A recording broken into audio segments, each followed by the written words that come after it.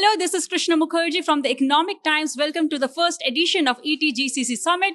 Well, joining me today is Mr. Raja from Roche Information Solutions. Well, thank you so much for joining us, Mr. Raja. Thank you. So how is the experience? How is the GCC Summit going on? This is really exciting. I see a lot of people. I see a lot of energy. I see very important strategic topics being discussed. So great going so far, and I look forward to a lot of discussions during the day. Thank you for putting it together. Yeah, thank you. Thank you so much. Well, the GCC market size will reach US $110 billion by 2030. So how do you see the GCC ecosystem evolving and within your parent organization in the next 3 to 5 years? This is a great question. If you let me go to the past and then come to the future. If you saw 15 years ago, there was no concept of GCC. You just had something called as back offices. It's just centers, scrap talent, hire, just save the cost. This was 15 years ago. Cut to 10 years ago, things changed a little bit. Value was seen, and they started being called as GICs, Global In-House Centers, a different term. And it was no more just scrap talent and cost. Hey, these are really important things. They started doing some projects and some products and all that. Still looked at as engineering center, and the headquarters would look as you versus us. You are a different organization, we are different. Just do the work for us and all that.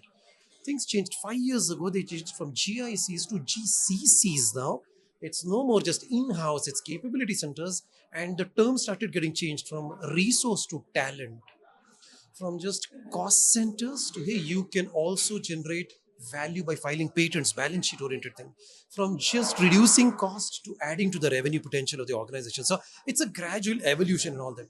So tagging on to this point and seeing the drift of this conversation, taking it forward, I see this value only growing in times to come. In every organization, whether it's ours or any of the GCCs, I see a lot of value being generated beyond cost in innovation space. I see GCCs no more will call themselves just GCCs. They are nothing but the headquarters.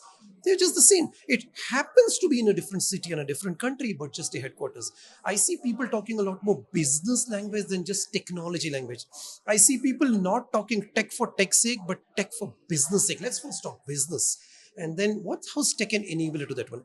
I see people thinking like the DNA of the parent organization, not like we have our own separate vision, mission. No, your vision, mission is the same. There's a separate one. And I see people fitting neatly as if you are one organization going forward. So I see a DNA fit, I see a value fit, I see a lot of innovation driven things, and I see India front and center of attention, not is it one of the, it's along with the headquarters. In fact, I see India adding even more value because you have all the business units of the parent organization here. That kind of cross collaboration that is existing in India, probably you don't even see even in the headquarters. So I see it adding all kinds of value, a lot of growth, and that's how you see those big numbers that you mentioned. Oh, wonderful. A lot of value addition to India and all. But what about some of the challenges in the GCC roadmap? Would you like to touch upon or talk about the elephant in the room? Very much so, yes. A lot of times you forget the elephant in the room, but no, that's not going to help actually. A lot of challenges. And the number one, the very point that I started off the conversation with, talent. India has a huge number, 1.5 million graduates. How many of them are employable? Risky question. No organization, GCC or otherwise, can run without talent. So the first thing for India is to get its act together on the talent front. Ensure that people that graduate from universities are employable at the level where organizations don't have to spend millions of dollars getting them to a stage. So talent is a very important thing. The second is the very angle where we started the GCC journey from, which is cost. India provided the cost benefit and all that. It's completely getting neutralized right now with each passing day. Now, I'm not saying that that should be the only benefit, but that was an important point at which conversation started. With each passing day, the costs are rising so fast that the parent organization is now thinking, okay, that probably doesn't exist. So we'll have to get our act together on that second front also. The third thing is something that you're from Bangalore, you can see the infrastructure. I don't think you need to be a GCC person to understand. It takes hours to commute. You need infrastructure of a world-class level if you want to drive a world-class organization. You can't have world-class standards inside the office and then you come out and then the building collapses and roads are not there, potholes are there. So infrastructure is an act we need to get together.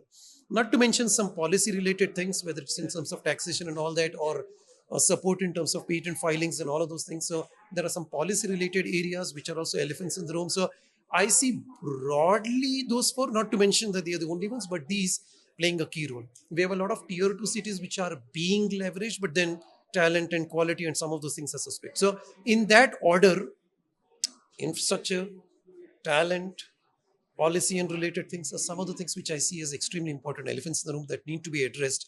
And then, of course, cost, if we are to maintain our edge in the GCC world. Thank you so much for your insights, Mr. Raja. Thank you so much. It was nice interacting with you. Thank you. Thank you. Thank you. Thanks. Thank you.